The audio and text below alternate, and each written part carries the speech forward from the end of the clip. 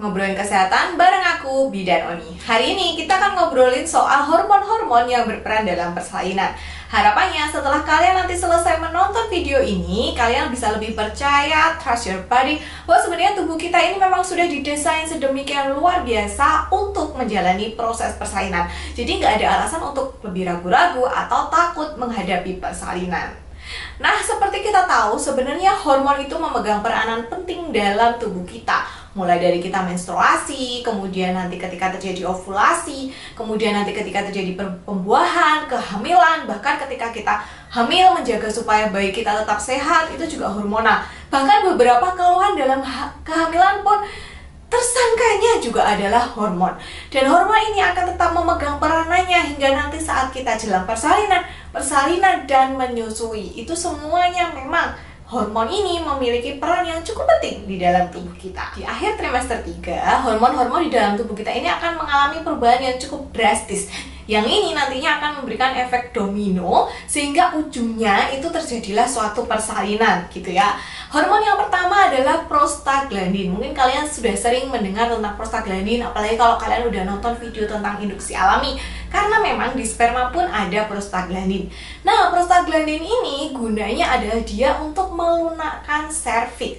Jadi nanti ketika serviks ini lunak karena prostaglandin ditambah adanya dorongan kepala, itu nantilah yang akan membuat terjadinya pembukaan. Nah, di awal-awal prostaglandin ini dirilis tubuh, kadang-kadang rilisnya ini kebanyakan.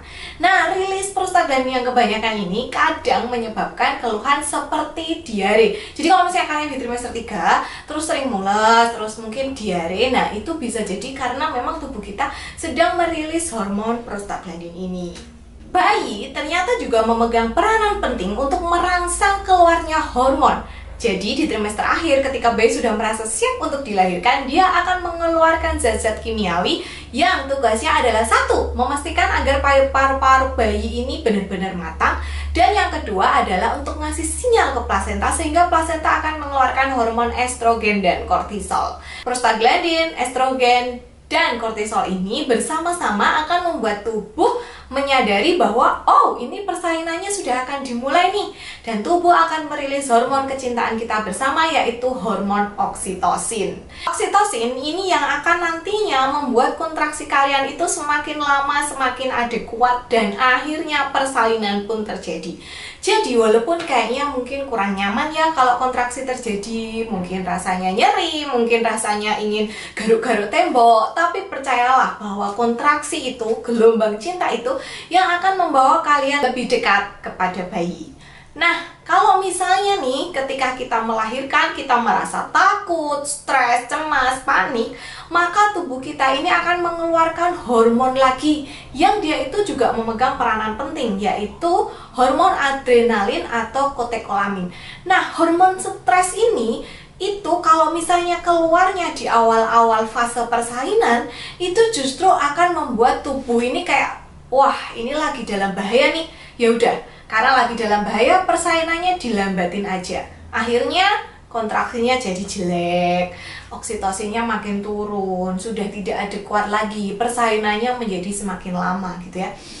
Nah, itulah sebabnya kenapa ketika kalian melahirkan itu sebaiknya dalam kondisi yang nyaman, rileks, aman, merasa tenang, merasa happy, supaya adrenalinnya ini jangan keluar di awal persalinan gitu. Jadi nanti keluarnya di akhir. Di akhir adrenalin ini juga kita perlukan soalnya, tapi jangan sampai dia muncul di awal persalinan. Ketika kita merasa happy, relax, dan nyaman, itu nanti oksitosinnya tuh akan semakin banyak di dalam tubuh kita. Hormon cinta yang akan semakin banyak. Tapi apakah akan semakin nyeri? Tunggu dulu. Ketika oksitosinnya makin banyak, tubuh kita ini udah dirancang untuk mengeluarkan hormon yang namanya adalah hormon endorfin. Hormon ini yang akan membuat rasa nyerinya itu berkurang. Hormon ini yang akan membuat kontraksi itu jadi ada jedanya. Bahkan pada beberapa ibu nih, kadang-kadang kalau pembukaannya udah gede, karena kontraksinya kan semakin intens, oksitosinnya semakin banyak, lalu tubuh merilis endorfin dalam jumlah banyak, mereka tuh akhirnya jadi ngantuk. gitu ya. Jadi mungkin kalian pernah dengar kalau ada persalinan, udah buka lengkap ibunya ngantuk. Ya itu karena ada endorfin. Jadi endorfin ini menurunkan nyeri, mengatur supaya oksitosinnya tidak flow terus-terusan, jadi biar ada jedanya. Dan ini akan membuat ibu itu lebih peka, lebih fokus gitu. Jadi nanti ketika kalian udah mau melahirkan bayi itu tiba-tiba sekitarnya itu jadi slow motion, jadi lebih mengabur gitu, jadi lebih fokus gitu. Ibunya jadi lebih peka terhadap dirinya sendiri, ini karena si endorfin. Nah, apakah kalian pernah mendengar bahwa pada sebagian ibu ketika dilakukan induksi alami itu mereka itu merasa lebih nyeri dibandingkan saat persalinan biasa? Nah, itu karena ketika induksi buatan, tubuh tidak bisa memproduksi endorfin. Jadi nggak ada sinyal bahwa, oh ini eksitasinya bagian nih, kita harus mengeluarkan endorfin. Itu nggak ada kalau di induksi buatan gitu ya. Jadi kayak memang kesannya kayak mungkin lebih sakit, kontraksinya tidak berjeda ya, karena tubuh tidak merilis endorfin ini tadi. Endorfin dan oksitosin terus bersinergi untuk pembukaannya makin lebar, kepala bayinya makin turun, hingga akhirnya si ibu ini merasa, wah ingin mengejan nih gitu ya. Lah, ketika ingin mengejan itu biasanya ibu akan tiba-tiba merasa takut, merasa panik, merasa udah mulai nih gitu, merasa cemas sedikit. Nah, rasa cemas, takut, stres walaupun cuma sedikit itu sama seperti yang aku sebutin di awal, akan merangsang hormon adrenalin atau katekolamin ini keluar. Ketika hormon ini keluar, tubuh jadi merasa waspada lagi gitu ya. Jadi, wah ini ada bahaya nih, ada danger nih gitu. Nah, karena sudah ibaratnya itu muntuk-muntuk gitu ya, maka disinilah akan terjadi yang namanya fetal ejection reflex, atau refleks ketika dimana bayi itu bisa keluar tanpa kita mendorong gitu ya. Karena ketika dalam posisi ini, ketika adrenalinnya itu banyak di dalam tubuh kita, tiba-tiba kita punya suntikan energi yang besar. Karena tubuh kita kayak, yaudah nih, udah muntuk-muntuk, ada bahaya, wes cepet dilahirkan sekarang aja, jangan nanti-nanti gitu. Jadi langsung gitu loh. Nah, tapi untuk bisa ada fetal ejection reflex itu ya itu tadi, ibu harus dalam kondisi yang rileks, nyaman, dan aman gitu, supaya tubuh kita benar-benar bisa ada fetal ejection reflex. Jadi di akhir-akhir adrenalin ini memang sangat diperlukan juga gitu, supaya ibu bisa segera melahirkan, persalinannya cepat, dan bayinya itu mendorong keluar. So, adrenalin dibutuhkan di akhir persalinan, tapi kalau di awal dia bisa bikin persalinannya lama. Jadi memang ini agak tricky gitu ya. Jadi kitanya memang ya harus let it flow, percaya pada tubuh kita, fokus.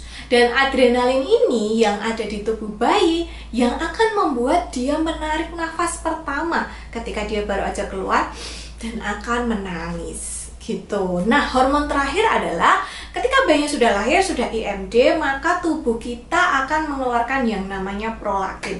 Prolaktin ini dia nantinya akan berperan besar dalam proses menyusui karena dia adalah hormon yang menghasilkan ASI. Dan prolaktin ini juga akan menjaga supaya oksitosinnya tetap stabil. Kenapa kita masih butuh oksitosin setelah persalinan? Karena uterus kita itu tetap harus berkontraksi supaya tidak terjadi perdarahan.